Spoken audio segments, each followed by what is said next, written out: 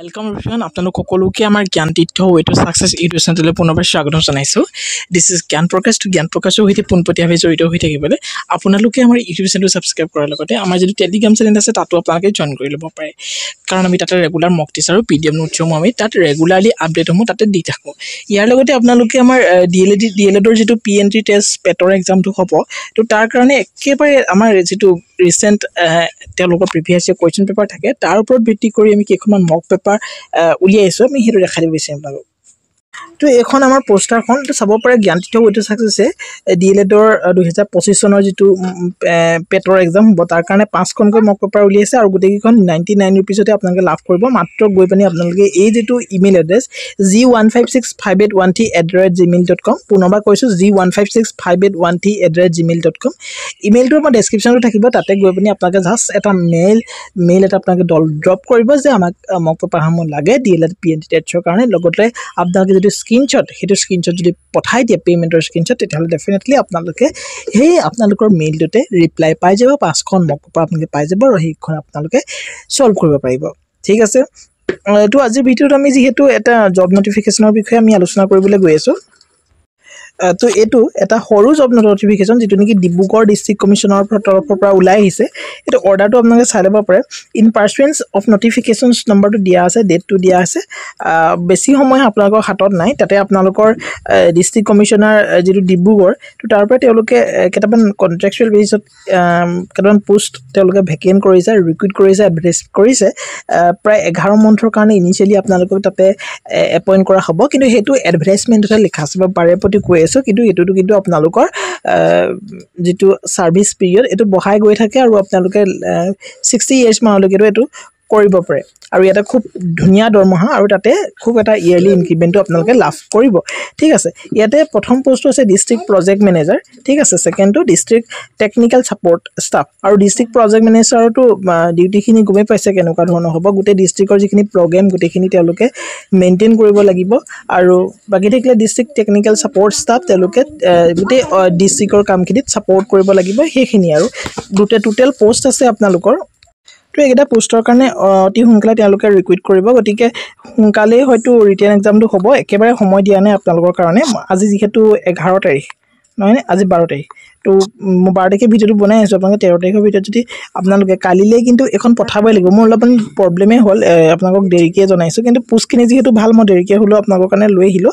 ইয়াতে কোৱালিফিকেশ্যনছটো কি লাগিব চাই লওক। ডিষ্ট্ৰিক্ট যিটো প্ৰজেক্ট মেনেজাৰ DPM-ৰ কাৰণে আপোনালোকে গ্ৰেজুৱেট হ'লে হ'ব, যিকোনো ষ্ট্ৰীমৰ পৰা। লগতে কিন্তু আপোনালোকৰ কম্পিউটাৰ নলেজটো লাগিব। আৰু যদি 2 বছৰৰ আপোনালোকৰ এনেধৰণৰ কামবিলাকৰ এক্সপিৰিয়েঞ্চ আছে দেন ভাল হয়।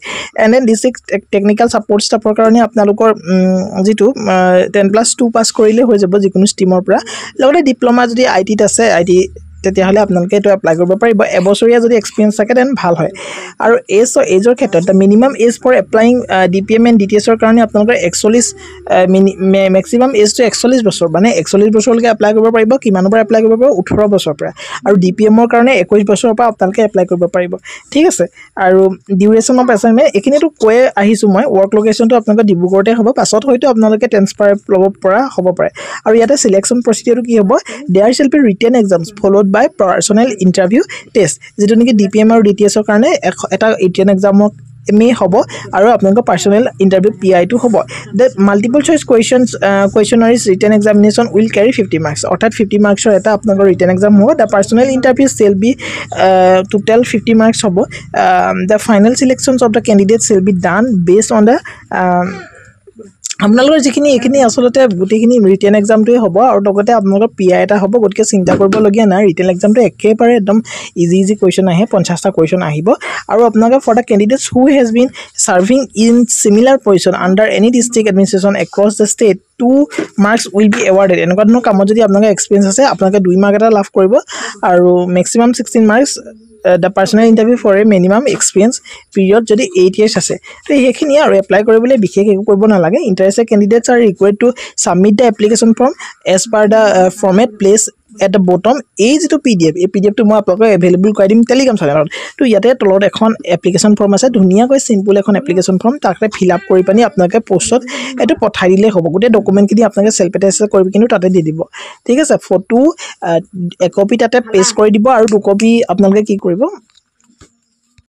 বাকি দুখন ফটো আপোনালোকে এটা খামত বহাই তাতে ষ্টেপুল কৰি পঠাই দিব আৰু সেই ফটো গোটেইকেইখনতে আপোনালোকে তলত এটা চাইন কৰি দিব বুজি পাইছে মই কি ক'ব বিচাৰিছোঁ নেক্সট কি কৈছে the applications form along with the request যিখিনি ডকুমেণ্টছ আপোনালোকে বিচাৰিছে যিখিনি আপোনালোকৰ কোৱালিফিকেশ্যন আছে সকলোখিনি প্ৰতিখন কোৱালিফিকেশ্যনছ আপোনালোকে এই এড্ৰেছত পঠাই দিব ডিষ্ট্ৰিক্ট কমিশ্যনাৰ ডিব্ৰুগড় যিটো এড্ৰেছত 9 তাৰিখৰ পৰা আপোনালোকে পঠাব পাৰিব যিহেতু 9 তাৰিখ হৈ গ'ল 13 তাৰিখৰ ভিতৰত আপোনালোকে পঠাব লাগিব গতিকে কাইলৈ পঠাই দিলে হয়তো আপোনালোকে পাই যাবগৈ গতিকে আপোনালোকে যদি বিচাৰে এপ্লাই কৰিব পাৰে ঠিক আছে the candidate shall furnish their mobile number and email ID of the application মানে এইখিনি কাৰণে আপোনালোকে স্মুথ যেতিয়া কমিউনিকেশ্যন ভালকৈ কৰিবলৈ তেওঁলোকক কমিউনিকেশ্যন কৰিবলৈ আপোনালোকৰ পৰা এটা কণ্টেক্ট বিচাৰিছে আৰু সেইটো আপোনালোকে শুদ্ধ ফোন নাম্বাৰ আৰু মোবাইল নাম্বাৰটো তাতে লিখিব আৰু আপোনালোকে দিয়া খামটোতো লিখি পঠাব আৰু আপোনালোকে সেই খামটোৰ ভিতৰত এটা সৰু খাম ভৰাই পঠাব যাতে আপোনালোকৰ কল লেটাৰখন তেওঁলোকে ভেজিব পাৰে তাত পঠাই দিব পাৰে আৰু তাতেই সি যিটো সৰু যিটো থাকিব আপোনালোকৰ খাম সেই খামটোত আপোনালোকে 5 টকীয়া এটা